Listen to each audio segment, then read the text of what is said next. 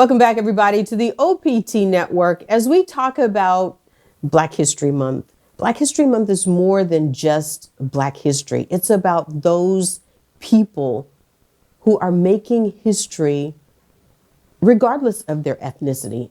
And this morning, we're joined by an incredibly prolific artist, and he's right here in our own backyard. His name is Mr. Morris Taft Thomas. Mr. Thomas, good morning and welcome.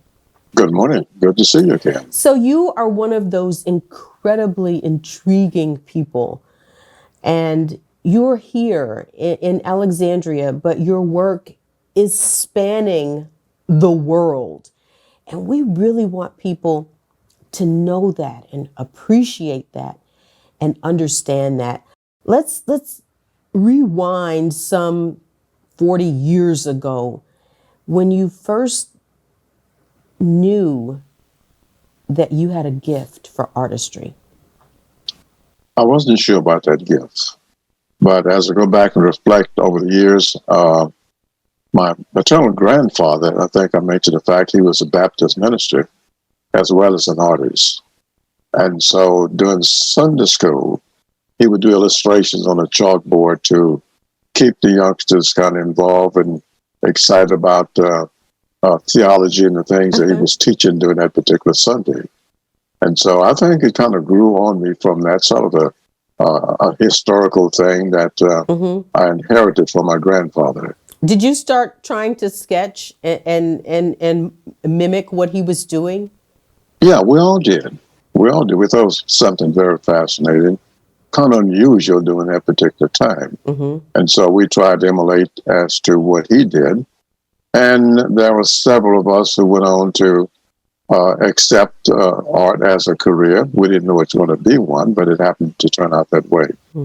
And I say it was a blessing because a blessing in disguise, because at the time we didn't know exactly, some things were really segregated, unequal. We didn't know where we were going, what our life was going, where it's going to lead us, what our future is going to be like. And so it just so happens I decided to pursue art as a career, but as a teacher, first of all. As a teacher yes, first. As a teacher. As a matter of fact, my dad said, son, I want to send you to the best schools that we possibly can. I want you to get a good education. But the most important thing, I don't want you to be an educated fool. I said, what is that? He says an individual think he's more than anyone else because he's been educated, and therefore we think he can do more, say more, and we think he's more than what he actually is. He said, but I want you to give back, give back, give back, and give back. He said, that's the important things of life. And so I try to live by that metaphor that my dad talked about during that time. And as an undergraduate student, and also as working toward a master's degree at Southern, I was able to come in contact with a renowned sculptor, Frank Hayden, one of the best in the country. And I was at awe with his work, his dedication, his enthusiasm, and his gentleness. And the man spoke 4 different languages fluently. Wow. But you couldn't see that unless you're around him and hear him talk with other people about different things, because he had been all over the world. He studied in Germany, studied in France, and other countries. And he learned how to pick up on that language. One of the first things I did once I entered graduate school was an assignment. We were to write something about, at the time it was called Negro artists, not Black artists or African-American artists. That was a good pronoun for us during that time. And so I went to the library to check out some books and try to find information about Negro artists. And there were very few. And so I left from Southern University's library, went down to LSU to look in their library. Same thing, 0. But I think the challenge was that this professor was aware that we had limited information. And he wanted us to experiment, wanted us to dig and try to find out something on our own. And so this is how my first book actually came about. The title of it is Contributions of Negro Artists in Louisiana. Wow. And if you notice, I used the terminology Negro artists in Louisiana, From that which was assignment. From that assignment. from that assignment. And based upon that, I traveled throughout the state of Louisiana to all cities where I knew there were some Afro-American artists who were doing exceptional work, but had not received just recognition. And so that's how this book came about. What was that like when you were finding those hidden figures that were there, but they weren't visible? It was fascinating. And I convinced them that I had something that would bring everyone to the forefront and let the world know how significant and important we were, not because I realized we grew up in a segregated society during this particular time. But I thought we could break the barrier by doing something creative that the people who have not seen it could actually see it. And that's how the book came about. Were they open? Were they open to that? They were open. They were open to it. Everyone was very cooperative. And so I traveled throughout the state for about 2 years before I had a chance to put all this information together. And oddly enough, after I got everything compiled, I wanted to get it published. And so I approached Pelican Publishing Company. I don't think that's, I think I can say that because it's actual factual thing. And so I sent them my manuscript. They perused the manuscript and they sent it back to me and say, well, I like what you have done, but there's no market for colored art at this time. Wow. And so we cannot afford to invest in something that has no return. And so I said, okay.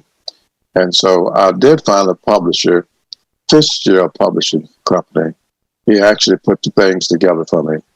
And then once the book got out there, well, we started getting some returns on the book. And I have a copy of a letter that I received from Pelican Publishing Company in Gretna, Louisiana, saying, Mr. Thomas, we read your manuscript. We saw some good reviews, and we'd like to talk to you about doing a second edition. I said, thanks, but no thanks. Wow. Hold that thought. Hold that thought. We're going to take a break here, but when we come back, we'll have more of our conversation with a prolific, worldwide artist and author that resides right here in Alexandria, Louisiana. His name is Mr. Morris Taft Thomas. Stay on point. We're back right after this.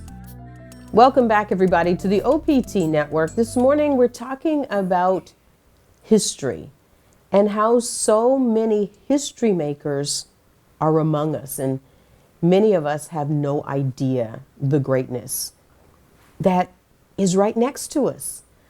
Our guest this morning is a prolific author, artist, and really humanitarian. His name is Morris Taft Thomas, and we're talking about his journey through this life and making history, and how that history really has affected his work.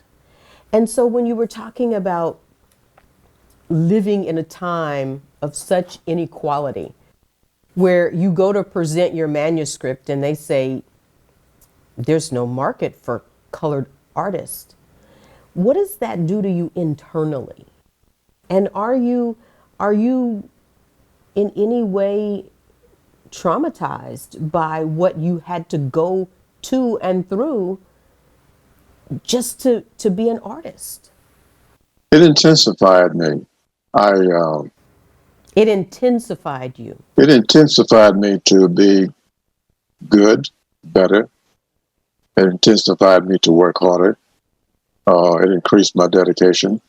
But also, it spiritually, I think when you have a spiritual attitude and know that the Lord and Savior Jesus Christ is in, you got your back, you don't let anything deter you from becoming what you want to be or doing something positive. And so to me, this was a positive thing that I was doing. And I was going to let nothing or no one stop me from becoming successful as an artist or as a writer. Did you think that when you sort of had this rejection of not only the Negro artist, but even maybe a rejection of yourself, that this might not be an easy road. I knew that. And so the road was rough and rocky, but it didn't stop me. It intensified me. It made me work harder. I never been one to give up when something positive was in the forefront. But because I always put Jesus first. And that's a catalyst in terms of everyone should have him involved. I know atheists have a different forte about how they look at life. But from a Christian standpoint of view, when you know you have Jesus with you, you don't let nothing deter you. You work hard. So when you're on this journey of excavating these Negro artists, what do you learn from them and from their work? Most of them had a difficult time. They were not published. They did not see just recognition because of their ethnicity and also the epidermis of their skin.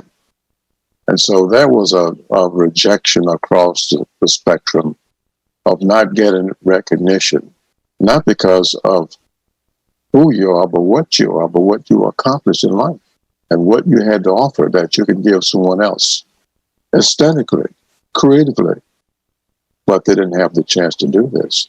And so most of them had given up until Taft came along. Wow. I didn't let them give up. Some of them were much older than I, had more experience than I had. But I was one of those tenacious individuals that you could not stop me when I saw something I want to go after that was positive. And that's what I did. And so once you start looking at their work and the greatness that lie within them, how do you then go about trying to get them recognized as well as your own work? Okay, that's where the next point come in. The next book that I published, this was a manuscript in 1976. It's called Eminent Black Artists of Louisiana. If you notice now, we changed from Negro to what? To Black. And so we made a step forward. And so along with this, I used some of the same artists that I wrote about in my first book. We had the first all African art exhibition in Louisiana in Alexandria in 1976. Wow. And so I was able to communicate with the local art association, Central Louisiana Art Association, and I convinced them that we had something to offer. And evidently I was a good salesperson because they said, okay, we would give you X number of dollars to bring these artists in and their work in, and we'd go from there. And these were probably artists that had never had their work on display before. That is correct. 98% of them had never had to work on display before. Festivals, you name it. What was that like? What was that like? It was exciting as far as I was concerned to be responsible for the first African exhibition that was held in Alexandria. And this was held at the Rapides Bank and Trust Company on Murray Street on the second floor.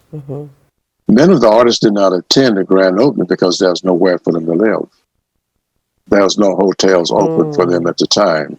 And so they had to travel from Lake Charles, they traveled from New Orleans. Because they were Black, they couldn't stay at the hotel. That is correct. There's nowhere to stay. My God. This is 1976. In 1976, did it intrigue you at all that art is so subjective, and unless you know who the artist is, you have no clue what their ethnicity is? That is correct. That is correct. An interesting commentary I've used in some of my classes, and this is an actual story, and I think if we have a few minutes, I can mention this. Back in 1975, the Central Louisiana Art Association, there were no Afro-Americans involved at all. It was all Caucasian group, most elite individuals who were wealthy, who thought they should have knowledge and skill about art. Most of them didn't, but they they had to do what they had to do to get that upshalon recognition. And so I read about the art exhibition going to be held the following Sunday in Alexandria Town Talk. I read the article and I talked to Mrs. Thomas about this. Mm-hmm. I said, I think I'm going to take my work up there and see if I can join the Central Louisiana Art Association. She said, now, come on, now you know better. I said, no, I don't know better. They have to turn me down because I'm going up there. Mm-hmm. And so I took 2 paintings up there, and they looked at the paintings, and they said, wow, those nice. Who did those? I said, I did. And I like to submit my work for exhibition. I like to become a member of the Central Louisiana Art Association. They said, well, that was a misprint in the paper. We're not accepting new members, but we appreciate you bringing everything up, and thank you. And I was left standing there with the paintings in my hand. And so when I returned home, my wife said, I told you, I can't talk to you. I told you. I said, oh, that's not a problem. What should I have done? Quit? Stop? Felt rejected? The answer is no. It intensified me. Wow. The next year, during the same time, full-page advertisement about the art exhibition. Bring your work up. You can join it and become a full member. And so what I did different, my attire was different. I put on a pair of jeans, a T-shirt, had a hole in the T-shirt, old tennis shoes, took my paintings up there. And so I walked up to the desk and said, excuse me, I have 2 pictures here for Mr. Morris Taft Thomas. He'd like to put in your exhibition. And he didn't give me money to join. He told me to pay my money, that you're going to write me a receipt, and he'll give me my money when I bring everything back to him. Oh, those are beautiful, Mr. Thomas coming? I don't know, coming to what? Is it coming to exhibition? I said, what's an exhibition? I said, you mean his picture's going to be put up somewhere? They said, oh, yes. I said, I'll tell him. And so the next Sunday, I put on my Sunday suit. I went to the exhibition. Of course, I was the only African-American there. They looked at me, they said, are you looking for your church? I said, no. I said, no, I'm not lost. I came to look at the work. And so they got in clusters in small groups. They were very uncomfortable. But in that, I was wearing a suit. They said, well, I don't think he's going to be a threat. He's by himself anyway. That's what they probably said. Young lady walked around with some hors d'oeuvres, and she got to me before she saw me. She started shaking because she didn't know what to do. I said, thank you, I'm not hungry. And I walked away.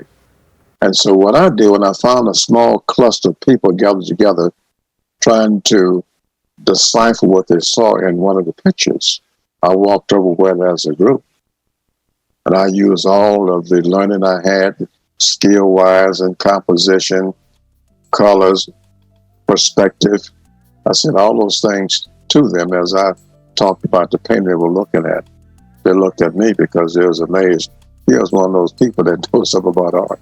Wow. Hold that thought. Let me get a quick break here, but when we come back, we'll have more of this very intriguing and historical conversation with Mr. Morris Taft Thomas. Stay on point. We're back right after this. Welcome back, everybody, to the OPT Network. Our guest this morning is a living legend, and he's right here in Alexandria, Louisiana. He has spanned the world with his work. Mr. Morris Taft Thomas is our guest this morning, and I love the word possibility, because when it looked like the door had closed, there is always another door or another way to open the door. So you take your work down really as a delivery man or a delivery boy is probably what they were calling you at the time. And then you show back up for this showing. And then you begin to talk about this work. How is that received then? What's the energy and the vibe in the room when you begin to really masterfully talk about your work? They were amazed. I think this is the first time they really came in contact with That's an artist, an individual who seemed to know about his craft, about his profession, and the vocabulary that was used at the time. And so they were amazed with that, and they kind of looked at each other. And then I walk over to another group and talk about something entirely different, but that was artistic. Mm-hmm. And finally, after reception was over, they began to issue awards. First place for sculpture, first place for painting, abstract, realistic, or whatever the case was. And so I have Taft Thomas won first place in oil painting. And I think it was something like $150, which was okay during that time. But at this time, they're still not aware that you are the artist. That is correct. And so anyway, they say, is Mr. Taft Thomas here? Everyone's looking around for Taft Thomas. And they said, well, he must be a new member. I don't recognize the name. Mm-hmm. And so I walked forward. So I'm Taft Thomas. And everything got exceptionally quiet. And so nervously, they wrote the check out and gave my check $100. I looked at the check and I gave it back to them. I say, well, I highly appreciate this. You know, it only can happen in a place like Alexandria where people are broad-minded, open-minded, creative, and have a special charisma about them. That they allow someone like me, a stranger, to walk in and take part in one of the most exciting exhibitions in the country. Mm. I said, but I'm going to give this check back to you. I said, maybe next year you can increase it because I'm sure there's going to be something different from someone else. I walked out and I left from there. Wow. And it was about 2 years later, they seeked me out to find out who I was. Mm-hmm. They called my principal to get information about me. He was very nervous. And so I was invited to come up to the Rapides Bank to the second floor of one of the annual meetings to talk to the group. And guess what? I became a member of the Central Louisiana Art Association. So it took how many years to become a member? About 3 years. I ended up being second vice president also of the Central Louisiana Association. Unfortunately, there were no other African Americans that seemed to have an interest or had enough gumption to try it because they couldn't become a member. I broke the ice. And so from there, when do you start to get recognition from around the country and around the world? You have to have someone to recognize you. It's the news media. And at the time, Town Talk had written several articles about me. Mm-hmm. And it kind of moved, I guess, and Ward Stanton was an author as well as an attorney. And so he will write excerpts about what he had read, what he had seen for the Daily Town Talk. And then that's how I got exposed, really. And the work started to escalate. I was able to sell a painting for $5, almost like Clementine Hunter. Mm-hmm. But I guess maybe 10 or 15 years, and it doubled, tripled, and triple-doubled, and it spread from the statewide to national, from national to international. So it was a long journey, but you work for it, you have determination, don't stop, don't quit. You work and you work and you work. When you're doing your best work and you're spending countless hours and days and doing the work, and it's not garnering what white artists are getting, how do you stay engaged? How does the intensity that you talked about, how does that stay there to keep going, to stand in this race where there are still in the early 70s so many barriers? So your spirituality. And so that was my source of inspiration to give me the impetus and give me the guidance and support I needed. Because my family was in the background, and they did not think that that was much of a future in what I was pursuing. What'd your dad say? Was he like, Morris, you need to get a job, like a real job? Yeah, my dad said that. He said, son, how are you going to make a living as an artist? He said, there's no living for a cut of artists. I said, well, it may not be, but I'm going to be an art teacher first. So that's how I make my living. And from there, I'm going to gravitate to doing what I want to do as an artist. That's how the whole thing came about.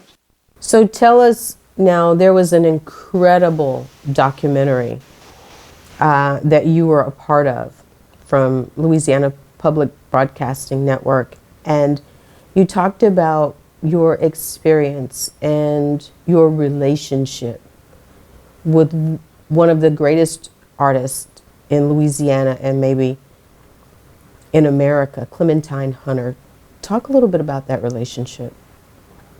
It was not easy. I was in graduate school at Northwestern during the time, and I was in the process of writing this second book we talked about, Eminent, of Black Artists in Louisiana.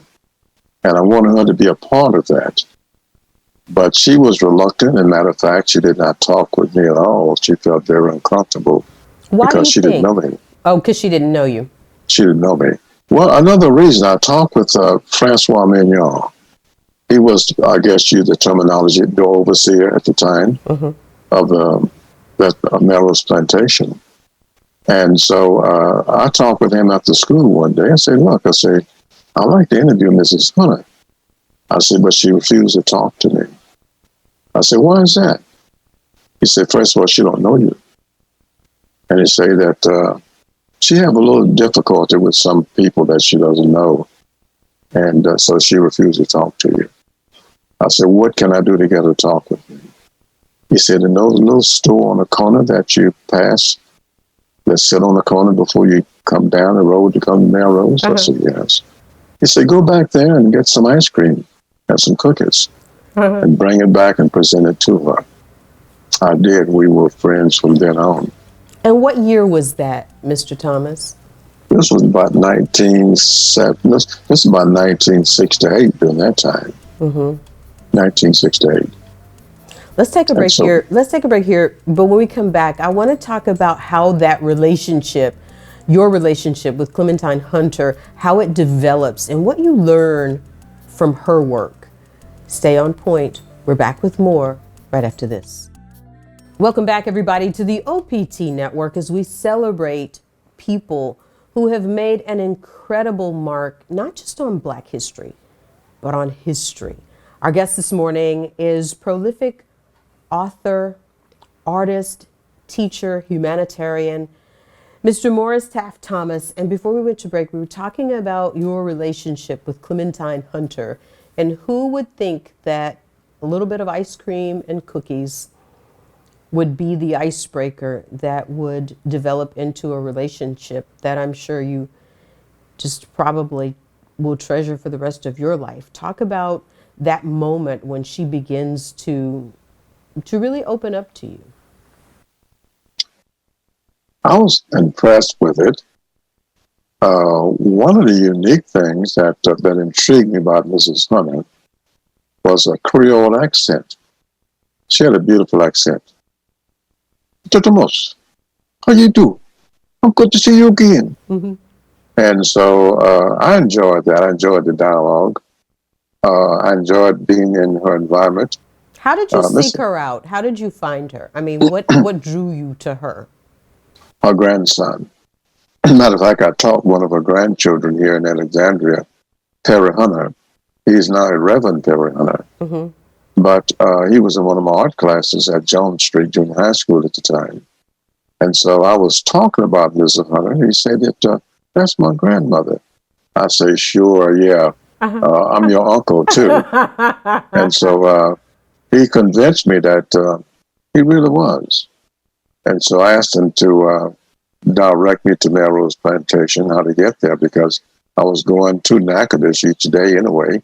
to a graduate school. And so he told me about it, and he told me how to find her, but he didn't tell me that she would not talk to me. Was she, I guess she was still a domestic? Yes, yes. Mrs. Hunter was she lived alone. She had she had two marriages, both failed, and so she was kind of hesitant, reluctant in a lot of different veins to communicate with anyone except the people that she knew. Unfortunately, that even when I would visit on each day following school or prior to going to graduate school, there were people coming to visit us from all over the country. And I will recall sometime that they'd be out there early in the morning, maybe 6 o'clock a.m. How did they find her, Mr. Thomas? How did they know about her? They knew how to get to her. I did not, as a Louisianian, right there in Alexandria.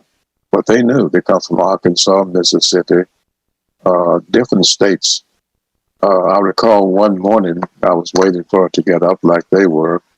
There's a white couple from Arkansas. And the gentleman got out and say, you know her? Yeah. When she gonna get up? I have no idea. I want to talk to the girl. See, she painted my painting.